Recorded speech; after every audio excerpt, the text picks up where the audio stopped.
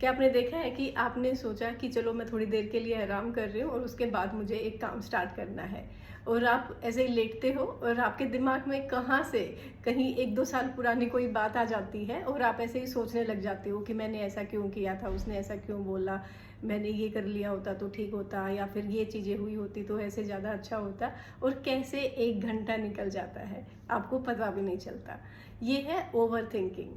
तो welcome to दिमाग का ड्रामा, और आज का हमारा एपिसोड है ओवर थिंकिंग। हमारे दिमाग में एक सीरीज चल रही है जिसकी ना कोई एंडिंग है, ना कोई इंटरवल है, ना कोई सब्सक्रिप्शन कैंसिलेशन है, और जिसके अलग अलग एपिसोड है कि ऐसा करने से ये हो जाता है, लोग मेरे बारे में गलत तो नहीं कहेंगे, कहीं मैंने गलत तो नहीं कर दिया, और अनलिमिटेड एपिसोड्स है।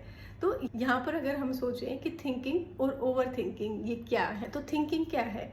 थिंकिंग सोचना हमारे लिए बहुत ज़रूरी है, क्योंकि हमें अपने गोल सोचने होते हैं, हमें प्लानिंग बनानी होती है, हमें अपने स्टेप्स डिसाइड करने होते हैं, और हमें सोच समझकर ही अपनी लाइफ में डिसीजन लेने होते हैं।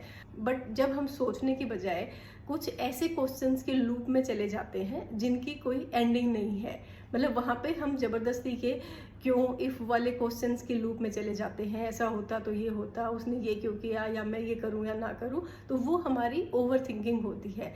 थिंकिंग जो होती है वो हमें क्लैरिटी देती है, और ओवर थिंकिंग जो है वो कन्फ्यूज़न देता है, मतलब और ज़्यादा कन्फ्यूज़न क्रिएट करता है कि ये करें या ना करें।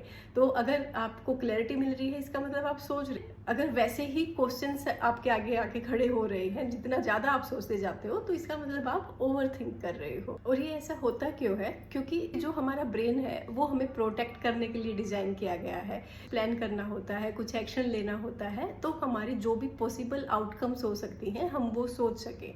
तो इसलिए हमारा दिमाग हमें हर सॉल्यूशन देता है ताकि हमें वो प्रोटेक्ट कर सके।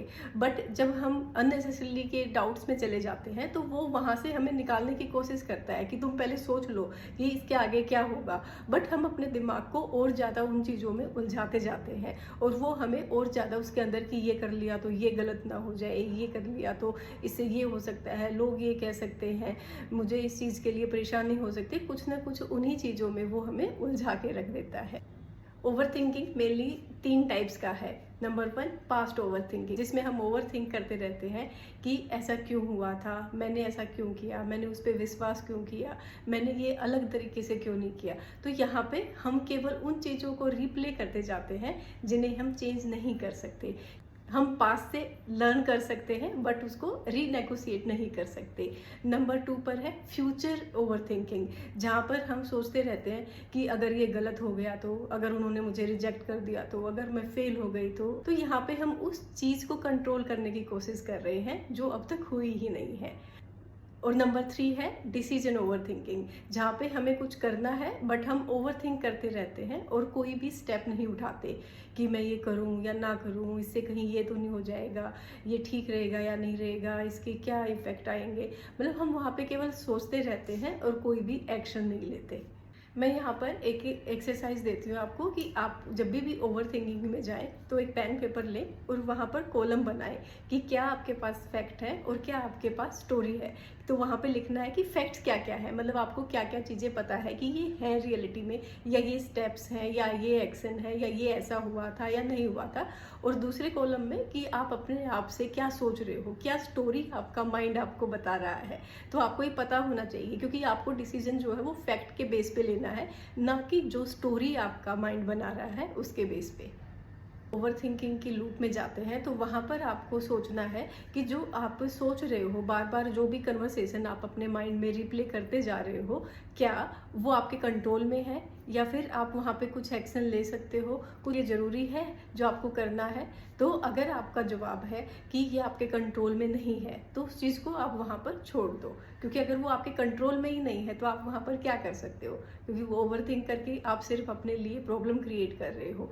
और सेकंड कि वो आपके अगर कंट्रोल में है तो वहाँ पर थोड़ा रिलैक्स हो, पेन पेपर लो या अपने माइंड में वैसे सोचो कि आपको यहाँ पर क्या क्या स्टेप्स हैं जो आप उठा सकते हो, और उसी टाइम चाहे छोटा ही सही, बट कोई ना कोई एक्शन लो, कुछ ना कुछ काम करो, क्योंकि जब आपको इस लूप से निकलना है तो आपको कोई स्टेप उठाना पड़ेगा।